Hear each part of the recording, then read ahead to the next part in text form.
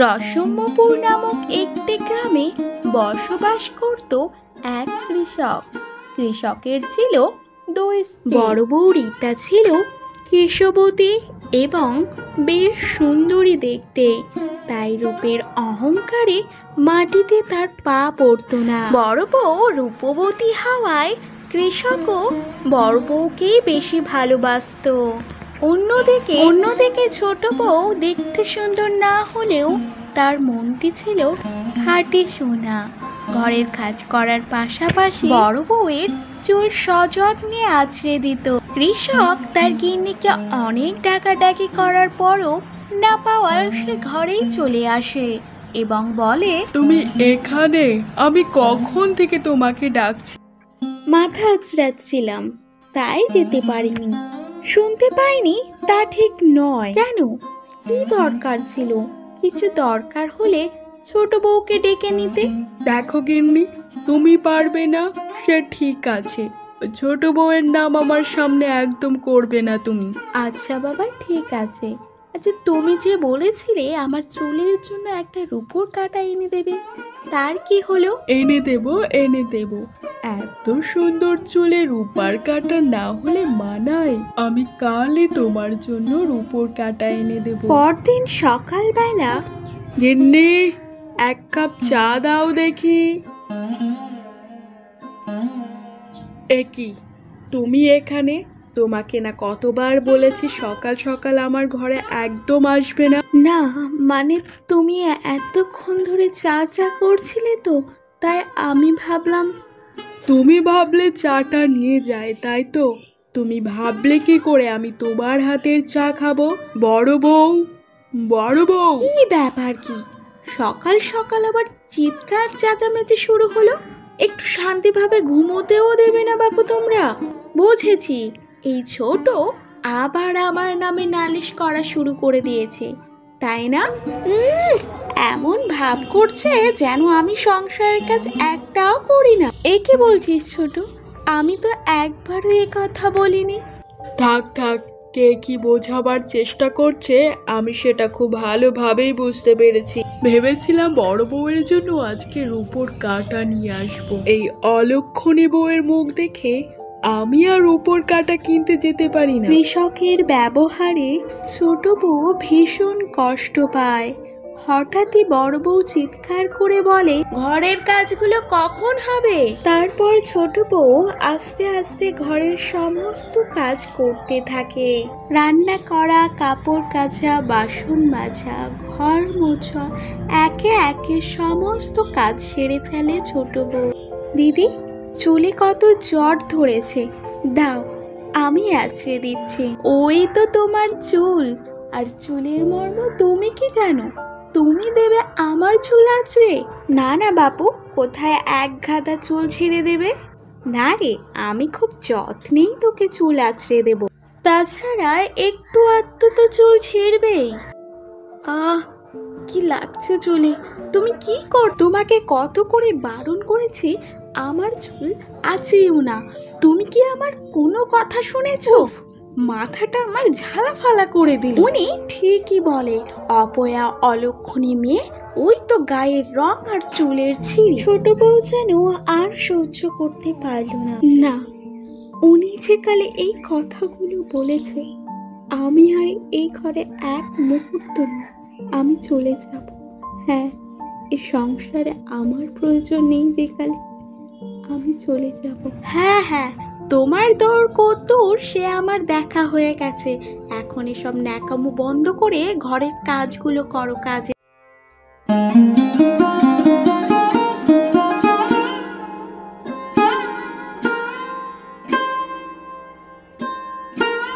এক গ্রামে একটি ছোট্ট কুটিরে বসবাস করত এক কাঠুরে রবি।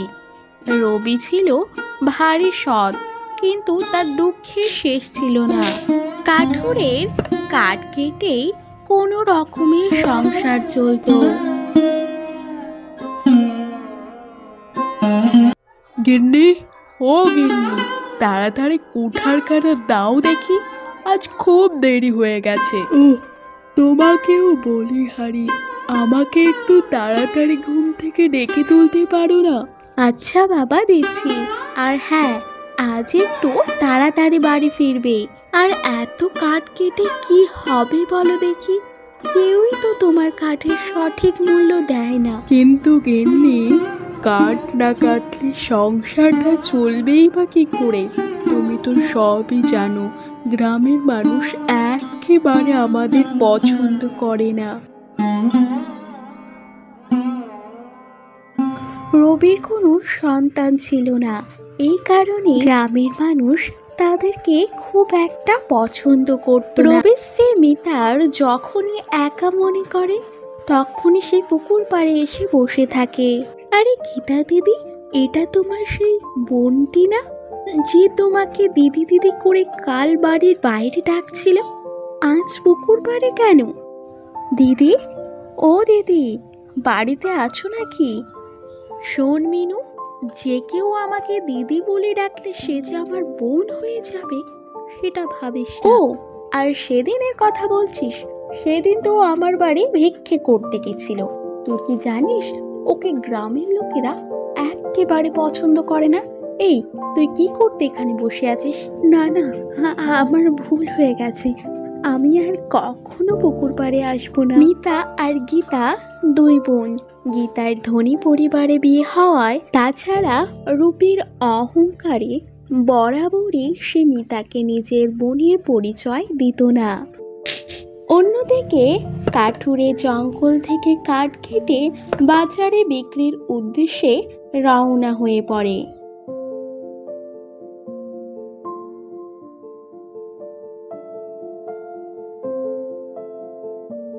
আরে রবি, কোথায় চললি? দাঁড়া দাঁড়া। যাক, ভালোই হয়েছে তোর সঙ্গে দেখা হয়ে। আমার বাড়িতে একটাও কাঠ নেই। এই কাঠগুলো আমাকে দে দেখি। হ্যাঁ হ্যাঁ মোড়ল মশাই, কেন নয়? আপনি আমার কাঠ নেবেন, এ তো আমার সৌভাগ্য। মোড়ল মশাই, আপনি যদি আমাকে এই কাঠের সঠিক মূল্য দেন তাহলে খুব উপকার হতো মোড়ল। কি?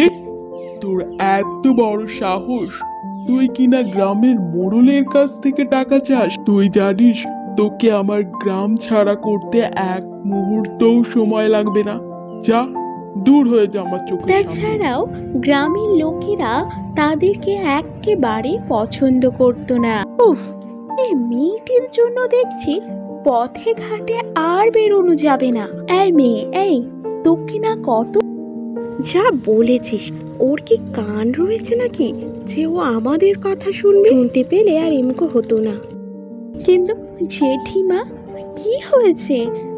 আমি তো কিছু করিনি। তবে রে, আমার আজকের পুরো দিনটাই খারাপ করে বলে কিনা আমি তো কিছু করি। এক্ষুনি আমার চোখের সামনে থেকে যাবি, নাকি আমি মোড়ল মশাইয়ের কানে তুলবো তোর কথা? প্রতিবেশীদের কাছে কারণে অকারণে রোজই মিতা হয়। প্রতিবেশীদের কথায় মিতা প্রচন্ড ভেঙে পড়ে। গিন্নি, তোমার কি হয়েছে? তোমার মুখটা এমন শুকনো শুকনো দেখাচ্ছে কেন? কই না তো, ওসব ছাড়ো দেখি এখন। কিন্তু তুমি আমাকে একটা কথা বলো দেখি। তোমাকে না আমি বারবার করে বলে দিয়েছিলাম কিছু সবজি বাজার নিয়ে আসবে, কিন্তু তোমার হাত খালি কেন?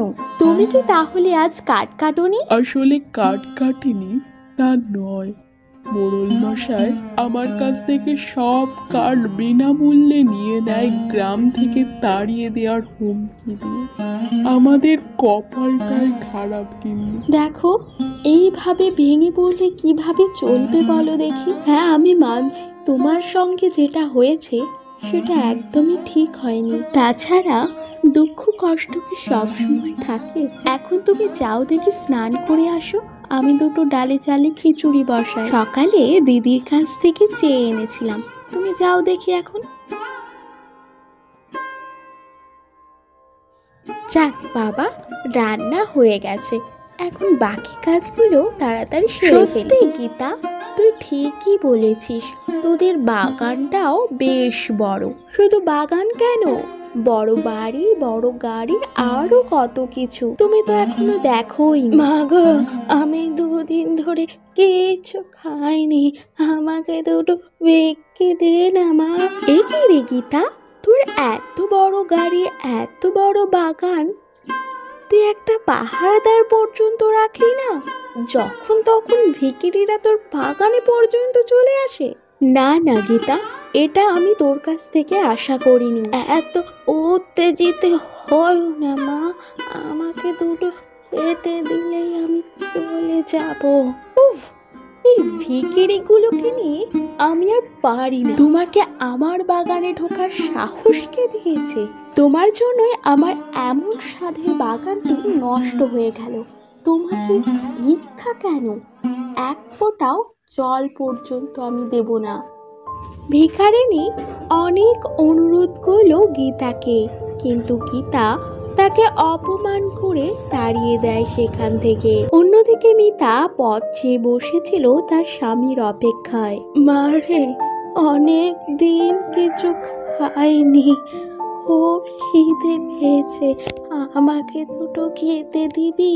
সে কি বুড়িমা, তোমার যে শরীর খারাপ করবে, এসো ঘরে চলো। তারপর মিতা বুড়িমাকে ঘরে নিয়ে গিয়ে খেতে দেয়। বুড়িমা মিতার ব্যবহারে ভীষণ খুশি হয় এবং তৃপ্তি করে খায়। আরে, তোর ব্যবহারে আমি ভীষণ খুশি হয়েছি। মানে এই থালাটি নে, এই থালাটি তো সব সমস্যার সমাধান করে দেবে। এই বলেই বুড়ি সেখান থেকে চলে যায়। রবি স্নান করে ঘরের উদ্দেশ্যে রওনা হয়ে পড়ে। কই গো গিন্নি, অনেক সময় ধরেই তো বসে আছি, খেতে দাও নাকি?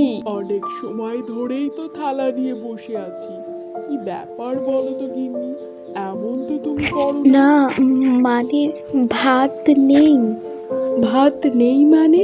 গিন্নি, তুমিই তো বলেছিলে যে খিচুড়ি রান্না করছো, কিন্তু এখন? আচ্ছা, সে নয় আমি ছেড়েই দিলাম, ভাত নেই যে কালে, তাহলে তুমি আমাকে থালাটা দিলে কেন? আসলে রান্না বান্না শেষে এক বুড়িমা এসেছিল।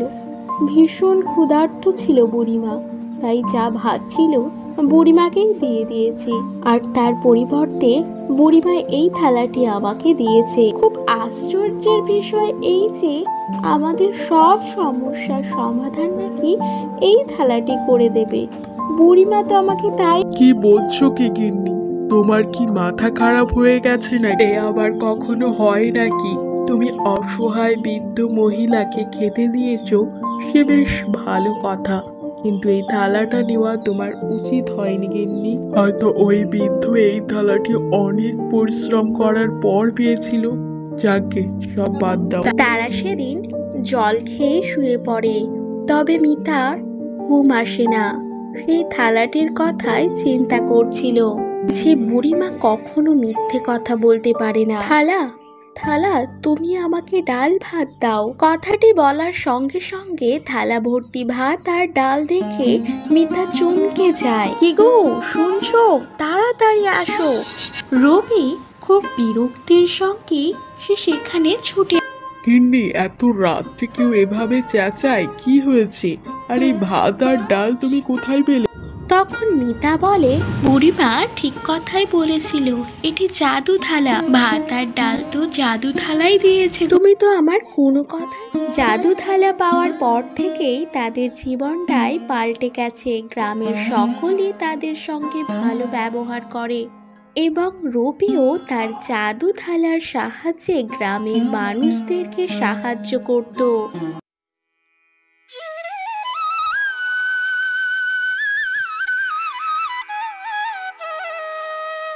পথ হারানো এক নাবিক সমুদ্রের মাঝে এসে প্রকাণ্ড ঝড়ের কবলে পড়ে।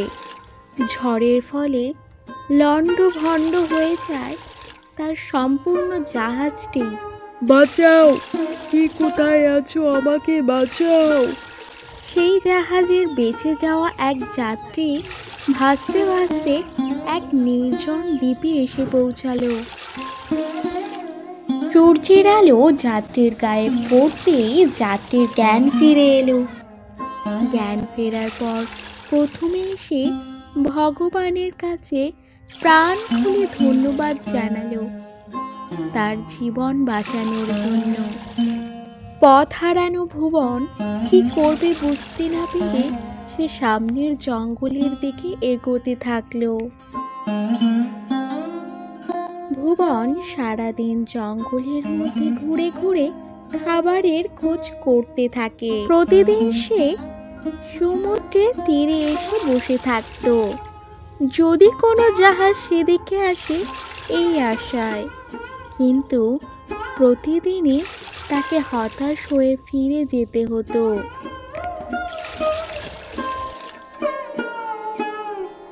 এরই মধ্যে জঙ্গল থেকে কাঠ কেটে সমুদ্রের তীরে সে একটা তার জন্য ছোট্ট ঘর তৈরি করলো।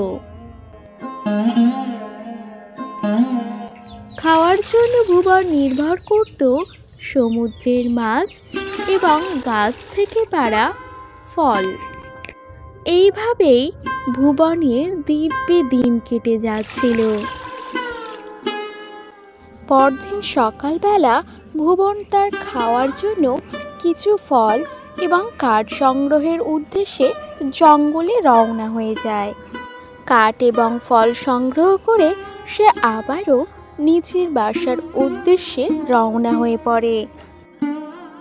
বাড়ি ফিরে ভুবন দেখে তার রান্নার উনান থেকে আগুন বেরিয়ে তার স্বাদের সম্পূর্ণ বাড়িটি আগুনে পুড়ে ছাই হয়ে যাচ্ছে এবং তার কালো ধোঁয়া আকাশে ছেয়ে গেছে। ভুবন আর কষ্ট সামলে রাখতে পারল না। কেন কেন ভগবান তুমি আমার কাছ থেকে এত পরীক্ষা নিচ্ছ? এর থেকে ভালো তো আমার প্রাণটাই চলে যেত। ভুবন বাড়িটি সম্পূর্ণরূপে জ্বলে যাওয়ায় প্রচণ্ড কষ্ট পায়। পরদিন সকালে ভুবনের জ্ঞান ফিরলে ভুবন দেখতে পায় সে একটি জাহাজের। এ কি, আমি এখানে কি করে এলাম? আর তুমি কি করে জানলে যে আমি এই দ্বীপে আটকে পড়েছি? তখন নাবিক উত্তর দিল, ওই কালো ধোঁয়ার সংকেত দেখে।